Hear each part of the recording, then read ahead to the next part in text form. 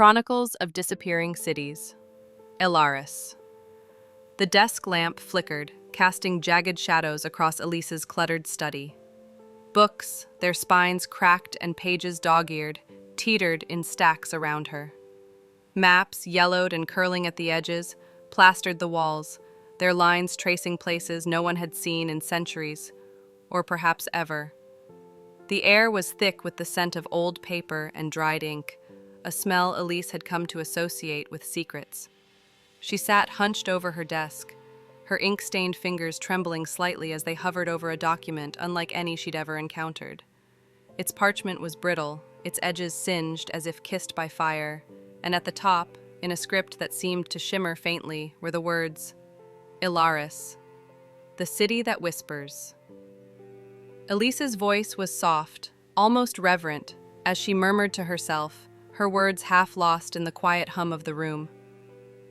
They say some cities don't die. They fade, not with a bang, but with a sigh so soft you barely notice until it's gone. She paused, her tired eyes scanning the document. I never believed it until this arrived. No sender, no postmark, just Elaris. Her finger traced a sketch on the first page, a cityscape of spiraling towers that seemed to twist toward the sky, their tips vanishing into clouds. Cobblestone streets wound like veins, lined with lanterns that glowed with an otherworldly light. The details were impossibly vivid, street names like Vesper Lane and Starwell Row, descriptions of festivals where lanterns floated like stars, myths of a city built on a promise no one could recall. It wasn't on any map, not in any archive she'd scoured in her years as a historian of forgotten places. Yet the document felt alive, its ink pulsing faintly under her touch. She turned the page and found a handwritten note tucked between the sheets, its ink fresher than the rest. Find Elaris before it forgets itself. The words sent a shiver down her spine, not from fear, but from a pull she couldn't explain. A need to know. The dawn was cold, the sky bruised with clouds. Elise stood at the edge of a cracked highway, Route 17, where asphalt gave way to a desolate plain shrouded in fog. The document was clutched in her hands, its weight heavier than it should have been. Beyond the broken road, faint outlines flickered, towers, rooftops, a city that wasn't quite there, a mirage or something more. Her mind drifted to the diary she'd found folded into the document, its pages brittle and stained with age. The writer, an unnamed woman, had described Elaris as a city unraveling. Streets vanished overnight, replaced by empty fields. Houses disappeared, leaving no trace as if they'd never stood.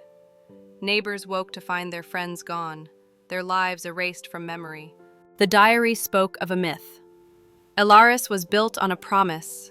Its terms lost to time. Break it, and the city would slip from reality, fading like a dream upon waking. Elise had spent weeks chasing whispers of Elaris, old forum posts on obscure websites, tales swapped by truckers at roadside diners, stories of a city that appeared and vanished. One account stuck with her. A trucker she'd met in a neon-lit diner off the highway, his hands weathered and his voice low with unease. The diner's neon sign buzzed outside, casting a sickly green glow through the window. The trucker, a man named Cal, sat across from Elise, his fingers wrapped around a chipped coffee mug. His eyes darted to the door, as if expecting something to follow him. Saw it 2 years back, he said, his voice rough. Off Route 17.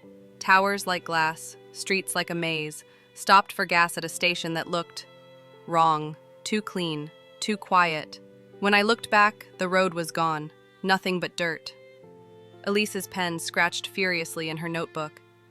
Did you see anyone? Any signs? Names? Cal leaned closer, his voice dropping to a whisper. Folks say Elaris don't want to be found. It picks who sees it. I ain't been back since. Now, standing at the edge of the highway, Elise felt the weight of his words. The fog parted slightly, revealing a street that hadn't been there moments before. Cobblestones gleamed under a thin layer of dew, but as she stepped forward, they faded into grass beneath her boots.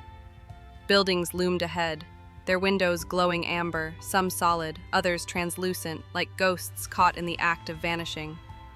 A street lamp flickered, its bulb emitting a low buzz that sounded like distant voices.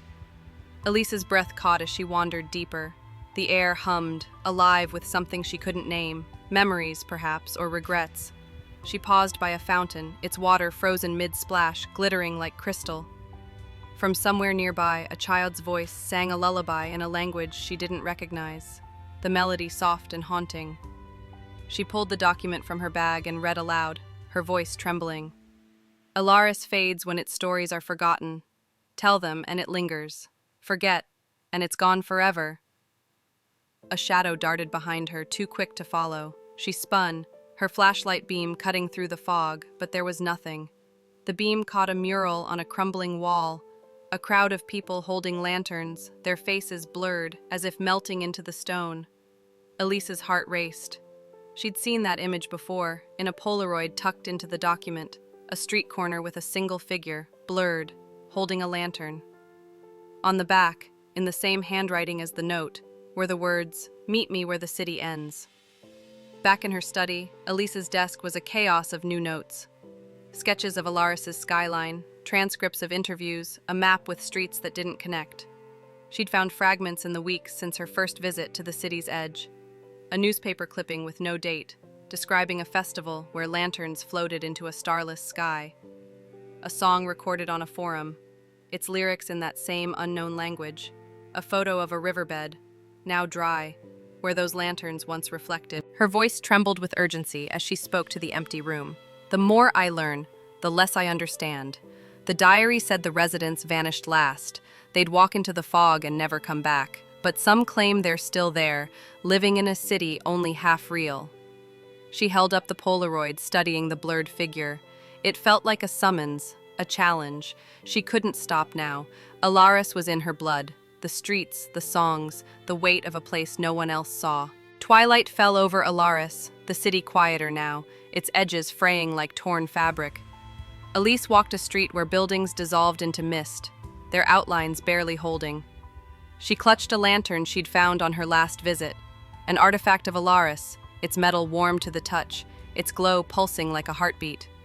The document was folded in her pocket, its words a mantra, "Tell its story." She reached a bridge, its stone arch half collapsed, leading into a fog so thick it seemed to swallow light. The lantern's glow flickered, and the child's lullaby returned, carried on a soft wind. Voices joined it, faint but growing, as if the city itself were singing. Elise hesitated, her boots scuffing the edge of the bridge. The fog was impenetrable, a wall of white that pulsed with the same rhythm as her lantern. She thought of the diary, the trucker, the mural, pieces of a puzzle that refused to fit. Was Elaris a place, a memory, or something else entirely? Did it want to be saved or just heard? "I don't know," she whispered, her voice barely audible, "but I'm here." She stepped onto the bridge, the lantern's light cutting a path through the fog. The voices grew louder, the lullaby weaving around her like a thread. Her figure faded into the mist, the glow of the lantern lingering for a moment longer before it, too, was gone. The wind carried the lullaby, then fell silent. In the distance, the faint outline of Elaris shimmered, then vanished, leaving only an empty plain under a starless sky. Somewhere, in a dusty archive or a forgotten diner, someone would find a note, a photo, a fragment of a city that whispered. And they, too, would hear the call. Tell its story, that's all it asks.